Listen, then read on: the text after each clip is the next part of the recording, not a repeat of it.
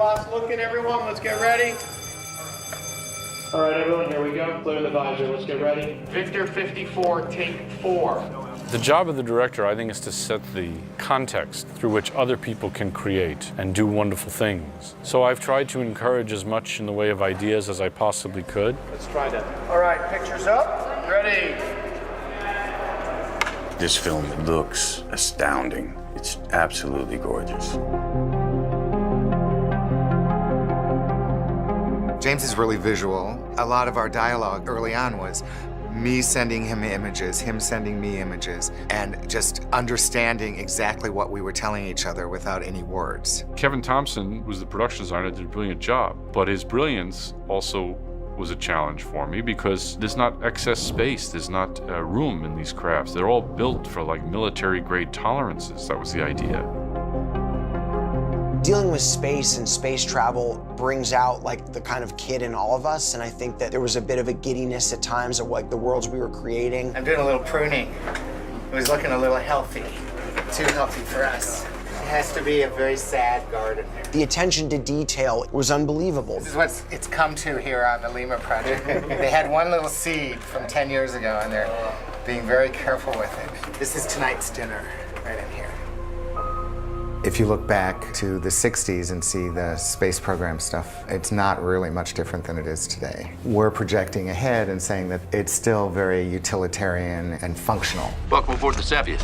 On our way to Mars, the very last stop. The Cepheus is where we spend most of our time in terms of script pages, so we put special attention into every detail. We tried to base that as much on the ISS. Nothing in there for amenities, just everything is about the practicality of it, you know? This cockpit was inspired by military jets and also the space shuttle with a little bit of our own interpretation, but we wanted it to feel extremely real. Every sign on every button is actual signage that works.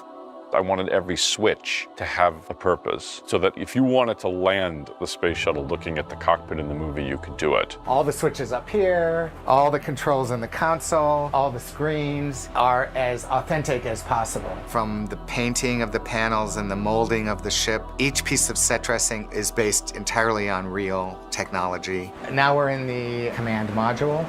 This is where we have 2 jump seats on that side and 2 jump seats here.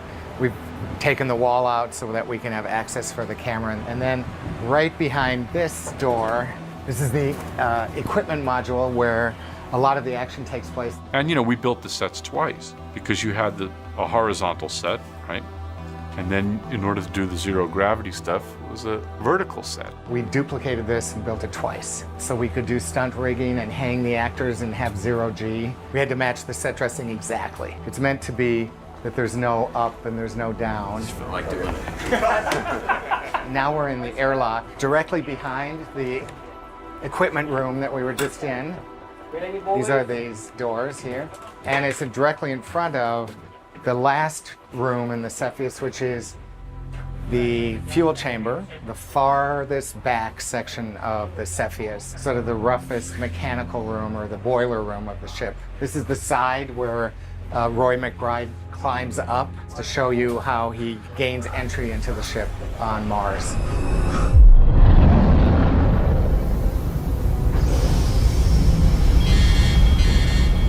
Those spacesuits are fascinating.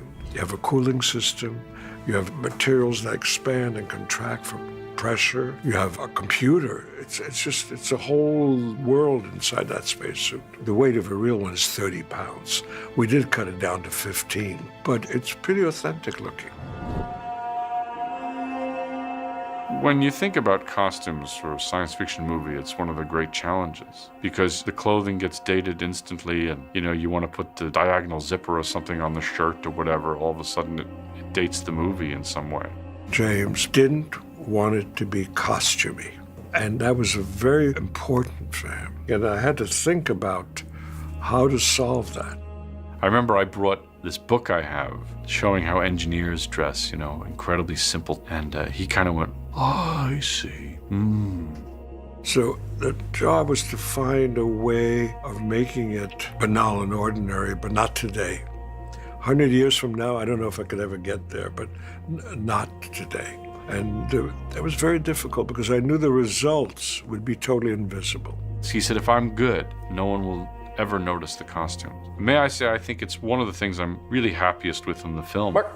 You don't notice the costumes at all. People are wearing what they should be wearing, which I think is really hard in a science fiction movie and quite perfect. And cut. Bingo. Our main characters are very prescribed, military, astronaut. There isn't much room for invention, shall we say. But it's the background that sets where we are. That was the most difficult thing, to evolve looks for people that don't even speak, they just walk through. He felt that that would be a way of showing that things don't change. And then when we got to Mars, the more removed they are from Earth, the more they lose track and they get a little crazy. They're all wearing real clothes, but put things upside down, one on top of the other, giving them a feeling of just having lost it.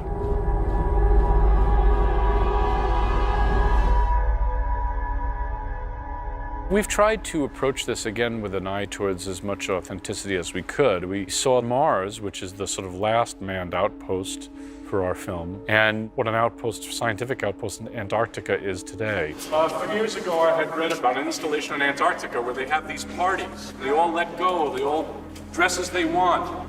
So I want you to think of yourself as by name computer scientists or geologists, and now you're letting loose a little bit. So with that, let's rumble. Thank you so much. We chose to shoot on location for all of the Mars sets, but we didn't know what it should look like exactly. We knew that it was probably going to be underground. We ended up mostly at a power plant that had odd-shaped spaces, stone and concrete. Because of the technology today with lighting and all these great LED panels, we created these grids of light that the color could be dynamic. You could alter the color just a hair in this direction or a hair in that direction. So it affected the colors of everything, the costumes, the furniture, the rugs, and the feeling. A little brighter.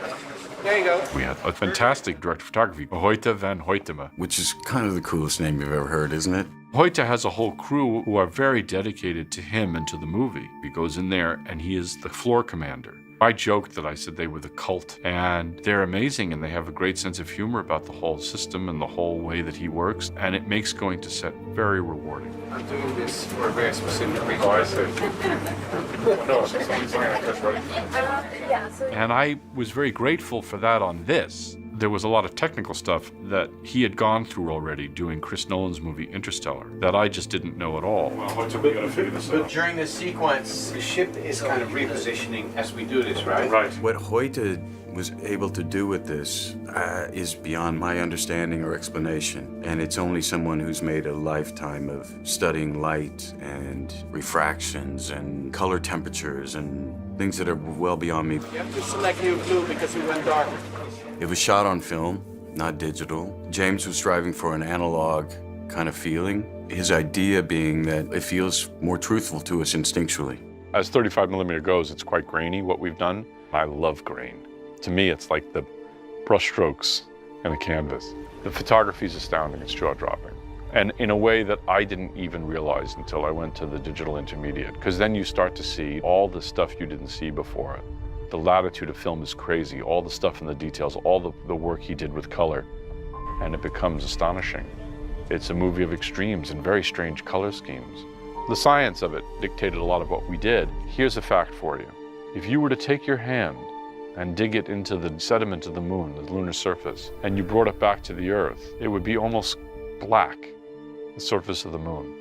But every image you see of the moon, it looks like it's light gray, or almost even white in some of these shots, because the surface of the moon is overexposed. The brightness, the reflection of the sun on the moon's surface is so extreme, and the sky is as black as anything as you've ever seen.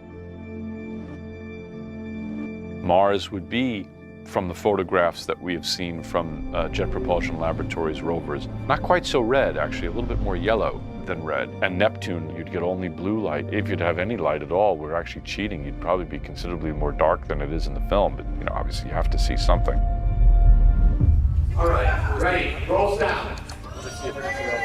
This film lives by its sound design. It really makes the difference in this as far as the feelings. It shouldn't be so in your face that you recognize it, but it should provoke feelings of anxiety, you know, whatever we're needing to portray at this juncture in the film. And this one is rife for it. Liftoff. We have liftoff. 7:51 UTC.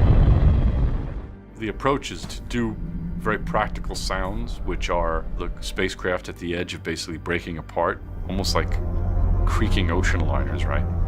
Combined with as abstract as you can get, using the actual sounds that have been recorded of Jupiter and Neptune. And when I say actual sound, I know there's no sound in space, but what there is electromagnetic waves, which can be translated into sound. Well, the team brings everything. They make me look much better. It's great. I've loved it so far. I mean, I'm only halfway through and I'm already kind of getting sentimental. What is that noise? I was like, what are they doing? You know, Stanley Kubrick once said, trying to direct a movie is like trying to write War and Peace in a bumper car on Coney Island.